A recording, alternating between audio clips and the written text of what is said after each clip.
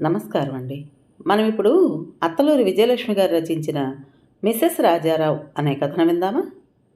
టీవీలో వార్తలు చూస్తోంది హిమబిందు. పిల్లలిద్దరూ రీడింగ్ టేబుల్ దగ్గర కూర్చుని హోంవర్క్ చేసుకుంటున్నారు.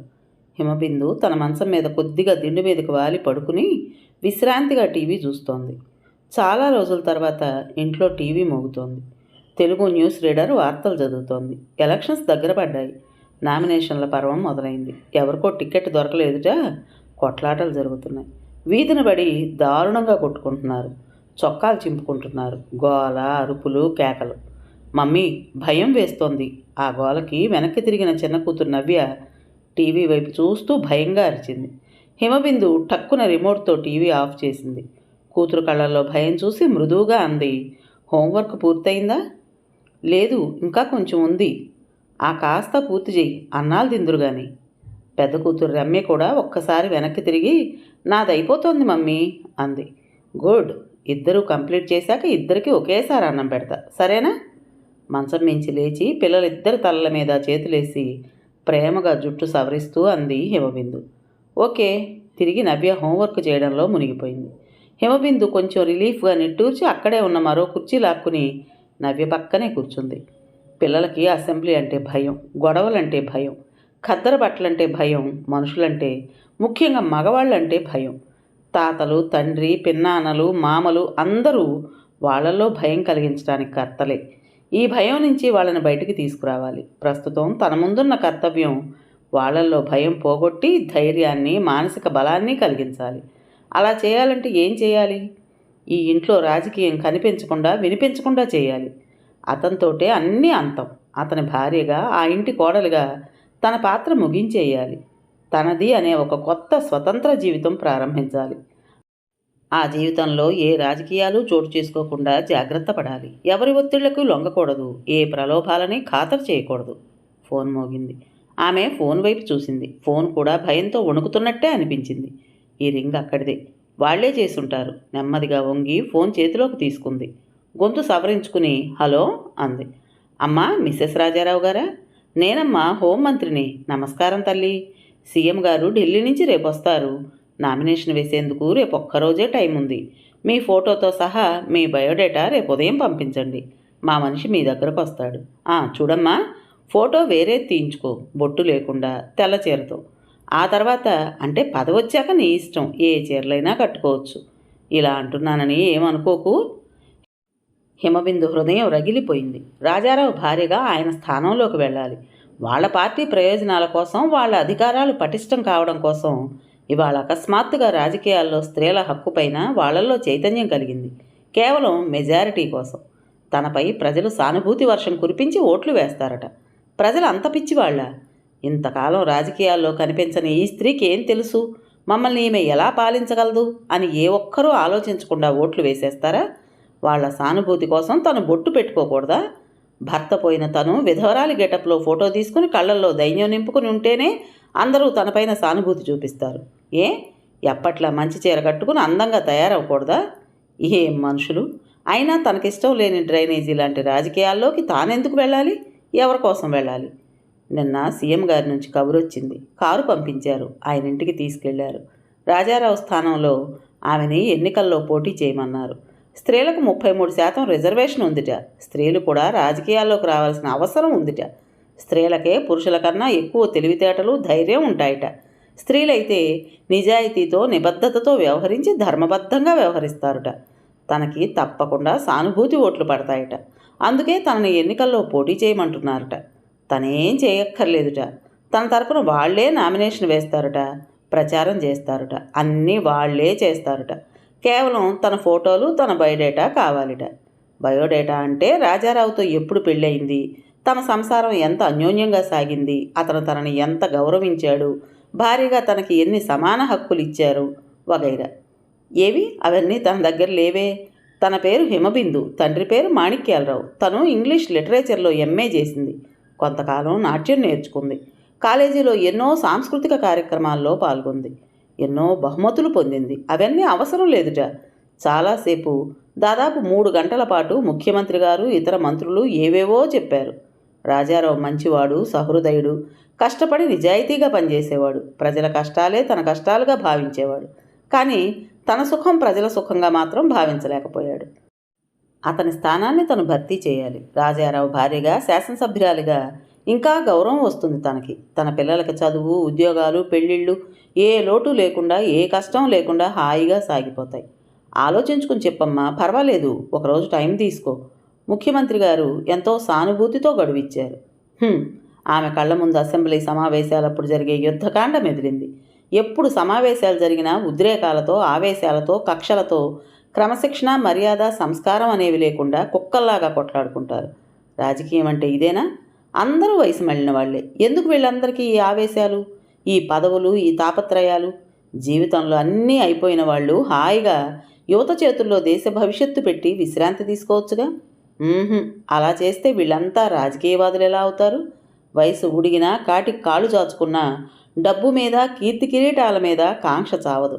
అన్ని రంగాల్లో వృద్ధులే. 60లు 70లు దాటినా డబ్బు యావా, కీర్తికాంక్ష. యువతని పైకి రానివ్వని కర్కశత్వం. ఏం మనుషులు!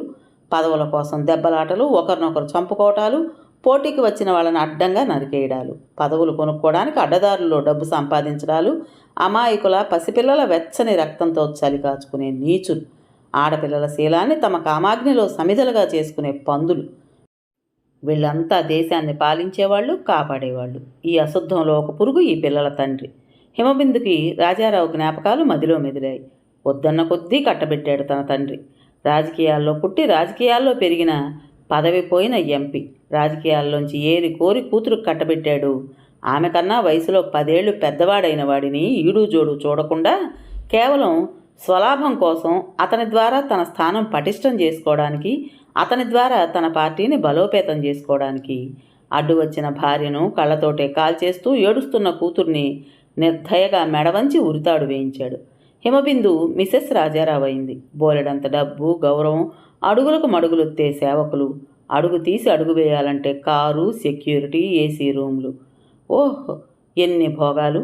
మిసెస్ రాజారావు హిమబిందుగా పొందలేని గౌరవాలెన్నో, మర్యాదలెన్నో, మాణిక్యాలరావు కూతురుగా పొందలేని భోగాలెన్నో మిసెస్ రాజారావుగా మారాక లభించాయి. దానికి కారణం అతను తన భర్త. మిస్టర్ రాజారావు మామను మించిన అల్లుడు. మామనెత్తినే చేతులు పెట్టి పార్టీలు మార్చి అధికార పక్షంలో చేరినవాడు. పార్టీలే కాదు, పెళ్లాల్ని కూడా అవలేలగా మార్చగల ఘనుడు. డబ్బు వెదజల్లి పదవులు, అధికారాలు కొనుక్కుని ఎమ్మెల్యే అయ్యాడు. ఆ డబ్బు కోసం చేయని దగా లేదు, చేయని వ్యాపారం లేదు. కిళ్ళీ వ్యాపారం నుండి కిడ్నీ వ్యాపారం దాకా. కానీ ఆ గౌరవాలు, ఆ రక్షణ వలయాలు, ఆ భద్రతా జీవితం తనకి యావగింపు. అతనింట్లో ఆ రక్తపు కూడు తినాలంటే అసహ్యం. ఆ పటిష్టమైన భవనం నుంచి అతని భార్య అన్న పంజరపు బతుకు నుంచి పారిపోవడానికి ఎంతో ప్రయత్నించింది, ప్రతిఘటించింది. పెళ్ళాం వదిలేసిందని ప్రజలకు తెలిస్తే చెడ్డ పేరు వస్తుందని కాపలా కుక్కల్ని పెట్టి కదలకుండా చేశాడు. బలవంతంగా హిమబిందు మిసెస్ రాజారావుగా ఉండిపోవాల్సి వచ్చింది. అయిష్టంగా, అసహ్యంగా వాడి రాక్షసరతి నుంచి జనించిన పిల్లలు దురదృష్టవశాత్తు ఆడపిల్లలు. అయినా ఈ పాపకార్యంతో ఎటువంటి సంబంధం లేని పసివాళ్ళని తను ప్రేమించింది. వాళ్ళ కోసం వాళ్ళని తండ్రి లేని వాళ్ళుగా చేయకూడదని భావించింది. ఒక దుర్మార్గుణ్ణి, పరమ నీచుణ్ణి భర్తగా అతని పడగనీడలో జీవితం వెళ్ళబుచ్చింది. క్షణక్షణం భయపడుతూ, ప్రతి చిన్న సవడికి బెదిరిపోతూ, ఏ క్షణంలో ఏ ఉపద్రవం వస్తుందో అని అదిరిపడుతూ, పిల్లలు ఎదుగుతున్నారని భయపడుతూ, ఎదిగిన కొద్దీ ఆ నీచుడి కళ్ళకి వీళ్ళు కూడా వ్యాపార వస్తువుల్లా కనిపిస్తారేమోనని భయం గుప్పెట్లో బతుకు పెట్టుకుని చస్తూ బతికింది. అమ్మయ్య, ఆ రోజు సరిగ్గా 4 నెలల క్రితం ఎంత మంచి వార్త వింది. ఎన్నికల ప్రచారానికి సిద్దిపేట వెళ్ళిన అతన్ని ఎవరో దుండగులు కిరాతకంగా కాల్చి చంపారని టీవీలో ఫ్లాష్ న్యూస్. పిల్లలకు అన్నం పెడుతుంటే కనిపించింది. అత్తగారు గుండెలు బాదుకుంది, కానీ తను నింపాదిగా పిల్లలకు అన్నం పెట్టేసింది. అదేంటో చిత్రంగా తనకు బాధ కలగలేదు, దుఃఖం రాలేదు, భయం వేయలేదు. ఎంతో నిశ్చింతగా ఎవరో వచ్చి తన చుట్టూ ఉన్న క్రూర సర్పాలను చేత్తో విసిరి పారేసినంత హాయిగా నిట్టూర్చింది. తనిప్పుడు మిసెస్ రాజారావు కాదు. ఎంత బాగుంది కొత్తగా లభించిన ఈ స్వేచ్ఛ! ఒక రాక్షస సంహారం జరిగితే పండగ చేసుకున్న ప్రజల్లాగా కేరింతలు కొట్టాలనిపించింది. కళ్ల ముందు పునర్జన్మ పొందిన ఎందరో అమాయకులు కదలాడారు. ఎవరో అతన్ని కాల్చి చంపిన వీరుడు. అతన్ని పూలదండతో సత్కరించాలనిపించింది. తను చేయలేని ఓ మహత్కార్యాన్ని ధైర్యంగా చేసిన అతనికి మనసారా కృతజ్ఞతలు అర్పించాలనిపించింది. ఆ రోజు గుర్తొచ్చింది. ఆమె కళ్ళ ముందు ఆనాటి సంఘటన, సన్నివేశం కదలాడాయి.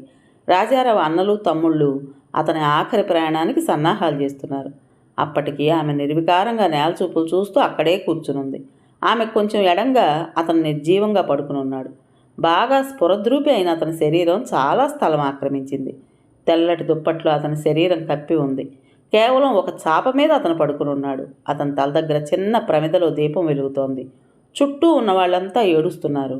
ఆమె కళ్ళ నుంచి నీటి చుక్క రాలడం లేదు. కళ్ళు గాజు కళ్ళలా ఉన్నాయి. నిశ్శబ్దంగా రాయిలా కూర్చునుంది. కొందరు పరామర్శకు వచ్చిన బంధువులు, స్నేహితులు ఆమెను ఆశ్చర్యంగా చూస్తున్నారు. గుండె పగిలేలా ఏడుస్తుందనుకుంటే ఇలా మౌనంగా ఉందేంటి, ఏడవదేంటి, ఈమెకు బాధ లేదా, మొగుడు మీద ప్రేమ లేదా, ఇలా రకరకాల ప్రశ్నలు వాళ్ళ మనసుల్లో మెదులుతున్నాయి. అవన్నీ స్పష్టంగా కళ్ళల్లో ప్రతిఫలిస్తుంటే ఆమెనే చూస్తున్నారు. ఆమె కళ్ళల్లోంచి రాలిపడే కన్నీటి చుక్కలు లెక్క పెట్టడానికి కాబోలు ఎంతో ఉద్విగ్నంగా చూస్తున్నారు. అవన్నీ తనకేం పట్టనట్టు ఇద్దరు ఆడపిల్లల్ని చెరోవైపు కూర్చోబెట్టుకుని మౌనంగా కూర్చుందామె. విశాలమైన ఏసీ గదిలో డన్లప్ పరుపు మీద ముక్మల దుప్పట్లు కప్పుకుని దర్జాగా పడుకునే అతను కేవలం చాప మీద పడి ఉన్నాడు. ఇప్పుడు నానా దుర్మార్గాలు చేసి సంపాదించిన డబ్బులో ఒక్క రూపాయి కూడా అతని వెంట పోవడం లేదు. పొందిన పదవులు, అధికారాలు ఏవి కూడా అతని వెంట లేవు. మరి అవన్నీ ఎందుకు చేసినట్టు? ఎప్పుడు 25 మంది పార్టీ కార్యకర్తలతో తిరుగుతూ మరో 25 మంది శాసనసభ్యులతో నిత్యం మందులో మునిగి తేలే అతని వెంట ఒక్కరూ పోవడం లేదే? అమ్మా హిమ, ఒక్కసారి గొంతు విప్పి ఏడు తల్లి, దుఃఖం గుండెల్లో ఉండకూడదు. పిన్నత్తగారు ఓదార్చడానికి, ధైర్యం చెప్పడానికి ఏవో చెప్తోంది. హిమబిందుకు నవ్వాలని అనిపించింది, విరగబడి నవ్వాలనిపించింది.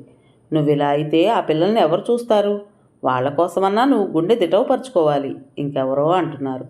తనకు అసలు దిగులు లేదు. ఇక నుంచి పిల్లల్ని తనెంతో బాగా పెంచుకోగలదు. తన ఆశయాలకు, ఆదర్శాలకు అనుగుణంగా ఫలానా పిల్లల తల్లి ఈమె అని అందరూ అనుకునేంత గొప్పగా, గర్వంగా పెంచుకోగలదు.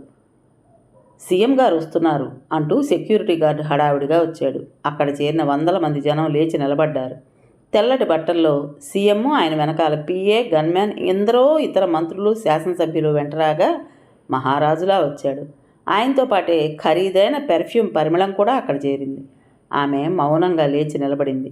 పిఏ చేతిలోని పూలదండ సీఎంకు అందించాడు. ఆయన నేరుగా అతని దగ్గరగా నడిచి దండ అతని మీద పెట్టి నమస్కరించాడు. ఆ వెనకాలే మరెన్నో పూలదండలు అతని శరీరం కనిపించకుండా. తిరిగి అందరూ ఆమె దగ్గరకు వచ్చారు. సీఎం గారు స్వరం ఓదార్పుగా, బాధపడకమ్మా, అధైర్యపడకు, మేమంతా ఉన్నాం. హంతకుడు ఎవరైనా వాణ్ణి ఉరికంబం ఎక్కించి తీరుతాం. ప్రతిపక్షాల పనే అని మాకు తెలుసు. సరైన ఆధారాలు దొరకగానే వాడి పని పడతాం. ఆమె ఏమీ మాట్లాడలేదు. ఖరీదైన అతని బట్టల్లాగే ఉన్న ఖరీదైన మాటలు వింటోంది. వేళ మించిపోతోంది, కార్యక్రమం జరిపించండి ఎవరో అన్నారు. హడావిడి మొదలైంది. ఎన్నో ఏర్పాట్లు. అతని భౌతిక కాయాన్ని 4 అన్నదమ్ములు తీసుకెళ్లి బయట అతని కోసం అతని చివరి ప్రయాణానికి తయారు చేసిన కట్టెల వాహనం మీద పడుకోబెట్టారు. అందరూ కన్నీళ్లు పెడుతున్నారు. పిల్లలు భయంగా తల్లిని కరుచుకుని కూర్చున్నారు. ఆమెకు అదేం తెలియడం లేదు. కళ్ళ ముందు ఏవో దృశ్యాలు. ఇక నుంచి తన మిసెస్ రాజారావు కాదు. ఇక ఏ రాజకీయాలతో తనకేం సంబంధం లేదు. తనిప్పుడు స్వేచ్ఛాజీవి. రామ్మ, ఒకసారి ఆఖరిసారి మొహం చూడు. తల్లి వచ్చి బలవంతంగా భుజం పట్టుకుని బయటికి తీసుకెళ్ళింది. అతని మొహం నిర్వికారంగా, నిశ్చలంగా ఉంది. బతికున్నప్పుడు కనిపించిన క్రూరత్వం లేదు. దీనంగా అనిపిస్తోంది. నాతో ఎవరూ రారా అని అడుగుతున్నట్టు అనిపించింది. బియ్యం గుప్పెడు తీసి అతని నోట్లో పోయాలట. ఆమె చేతుల్లోంచి ఏటో జారిపోయాయి. ఆమె మళ్ళీ మౌనంగా వచ్చి నిలబడింది. అందరూ చిత్రంగా చూస్తున్నారు. పాపం, హఠాత్తుగా విన్న వార్తతో షాక్ తింది. జాగ్రత్తగా చూడండమ్మా ఆవిడ్ని, పాపం చిన్నపిల్లలు ఉన్నారు. సీఎం గారు అత్తగారితో అంటున్నారు. ఆవిడ కుమిలి కుమిలి ఏడుస్తోంది. ఒక్కసారిగా గోల, అరుపులు, జిందాబాదులు, అమర్రహేలు, ఏడుపులు. అతని ప్రయాణం సాగింది అసెంబ్లీ వైపు కాదు, శ్మశానం వైపు. హిమబిందు ఒక్కసారిగా ఒళ్ళు జలదరించినట్టయి ఉలిక్కిపడింది. అమ్మా, హోంవర్క్ అయిపోయింది, అన్నం పెడతావా? రమ్య అడిగింది. నవ్య టేబుల్ పైన తలపెట్టుకుని నిద్రపోతోంది. అయ్యో, హిమబిందు నవ్యని మృదువుగా లేపి, రాతల్లి అన్నం తిని పడుకుందు గాని అంటూ లోపలికి తీసుకెళ్ళింది. పిల్లలిద్దరూ అన్నాలు తిని పడుకున్నారు. హిమబిందుకి నిద్ర పట్టలేదు. అమాయకంగా కల్మషం లేని మొహాలతో హాయిగా నిశ్చింతగా నిద్రపోతున్నారు పిల్లలు. ఎంత అమాయకులు! భవిష్యత్తులో ఈ దేశం ఎలా ఉంటుందో, తమ భవిష్యత్తు ఎలా ఉంటుందో అనే ఆలోచన లేకుండా ఎంత ప్రశాంతంగా నిద్రపోతున్నారు. వీళ్ళని బాగా చదివించాలి, ఈ రాజకీయాలకు దూరంగా పెంచాలి. ఐఏఎస్, ఐపీఎస్, డాక్టర్స్, ఇంజనీర్స్ ఇలా ఉన్నత చదువులు చదవాలి వీళ్ళు. చదివాక ఆమె మనసులో హఠాత్తుగా ఒక ప్రశ్న మెదిలింది. అవును, చదివాక ఏం చేయాలి? ఐఏఎస్లు, ఐపీఎస్లు మంత్రుల చేతుల్లో కీలుబొమ్మలు. వాళ్ళు ఎలా చెప్తే అలా ఉండాలి. స్వంత నిర్ణయాలు తీసుకోకూడదు, స్వంత ఆలోచనలు చేయకూడదు, స్వంత ప్రణాళికలు వేయకూడదు. ఎన్ని ఆదర్శాలున్నా, ఎన్ని మంచి ఆలోచనలున్నా అన్నీ వ్యర్థం. మరేం చేయాలి? వీళ్ళ భవిష్యత్తు ఏంటి? ఇంజనీర్లను చేసి అమెరికా పంపించాలా? యువత మొత్తం అమెరికా వెళ్ళిపోతే ఈ దేశం ఇలా వృద్ధ జంబూకాల చేతుల్లో ఏమైపోతుంది? వీళ్లే, ఈ గూండాలు, ఖూనీకోర్లు, అవినీతిపరులు, స్వార్థపరులు, ధనమదాంధులు, కామాంధులు వీళ్లే ఈ దేశాన్ని ఏళ్తారు. ఈ దేశం ఎవరిది? ఈ నాయకులంతా ఎవరు? ఎవరి వలన వీళ్ళు నాయకులయ్యారు? ప్రజల వలన, ప్రజల చేత, ప్రజల కొరకు నాయకులైన వీళ్ళంతా ప్రజలకి ఏం చేస్తున్నారు? ప్రజలంటే వాళ్ళ కుటుంబాలేనా? నిరుపేదల బతుకులు ఎన్నికలప్పుడు ప్రచారానికి ఉపయోగించుకునేవాళ్ళు, తుఫాన్లు, వరదలను ఆస్తులు పెంచుకోవడానికి ఉపయోగించేవాళ్ళు, పసిపిల్లల, వీధి బాలల బతుకులతో చెలగాటాలాడేవాళ్ళు ఈ నాయకులు. వీళ్ళంతా ఇలాగే కొనసాగితే ఈ దేశంలో యువత మిగలదు. నో! ఎందుకో హేమబిందుకు ఒక్కసారిగా నిలువెల్లా వణుకులాంటిది వచ్చింది. నుదుటి మీద చిరుచెమట్లు పట్టాయి. ఈ దేశం నాది, నేను కూడా ఇందులో భాగస్వామిని అనుకుంది. చదువు, ఆలోచన, ఆదర్శాలు ఉన్న తను వీళ్ళందరికీ భయపడి ఈ 4 గోళ్ల మధ్య ఉండకూడదు. అలా అని ఏం చేయగలదు తను? చేయాలి, ఏదో ఒకటి చేయాలి. అలాగని జీవితాంతం మిసెస్ రాజారావుగా బతకలేదు. ఒక ఖూనీకోరికి కర్మకాలి భార్య అయింది. అతను మరణించినా అతని భార్యగా ఎందుకు బతకాలి? ఇహ నుంచి ఈ జీవితం తనది, తన సొంతం. దీని మీద ఎవరికి ఏ అధికారం లేదు. తను ఏమైనా చేయొచ్చు తన పిల్లల కోసం, వాళ్ళ భవిష్యత్తు కోసం. ఈ పిల్లలు, ఇలాంటి మరెందరో వేలు, లక్షల మంది పిల్లలు, వీళ్ళంతా పెరిగి పెద్దవాళ్లై ఈ దేశాన్ని కాపాడుకోవాలి. దేశ భవిష్యత్తు వయసు మళ్ళిన వాళ్ళది కాదు, పిల్లలది. నేటి బాలలే రేపటి పౌరులు. కాదు, నేటి బాలలే రేపటి పాలకులు కావాలి. అవును, పాలకులు కావాలి. అందుకు తను ముందుగా రాజకీయాల్లో పాదం మోపాలి. కానీ మిసెస్ రాజారావుగా కాదు, హిమబిందుగా. Himabindu MA literature. తన పాదం అధికార పార్టీలో కాదు, ప్రతిపక్ష పార్టీలో కాదు. తనది మరో పార్టీ, కొత్త పార్టీ, స్వంత పార్టీ. దృఢమైన నిర్ణయంతో, కొన్నంత ఆత్మవిశ్వాసంతో హిమబిందు పిల్లలిద్దరి మధ్య పడుకుని నిశ్చింతగా కళ్ళు మూసుకుంది. కథ పేరు మిసెస్ రాజారావు. రచించిన వారు అత్తలూరి విజయలక్ష్మి గారు. విన్నారు కదండి. మరి ఈ కథ మీకు నచ్చిందా? నచ్చినట్టయితే లైక్ చేసి మరో నలుగురికి షేర్ చేయండి. అలాగే కొత్త వాళ్ళు కనుక మన ఛానల్ని చూస్తున్నట్లయితే తప్పకుండా సబ్స్క్రైబ్ చేసుకోండి. మరి ఇంత మంచి కథను మనకు అందించిన రచయిత్రి గారికి మనందరి తరపున మనస్ఫూర్తిగా ధన్యవాదాలు తెలియజేసుకుంటూ రేపు మరో కొత్త కథతో మీ ముందుకు వస్తాను. అప్పటి వరకు ఉంటానండి.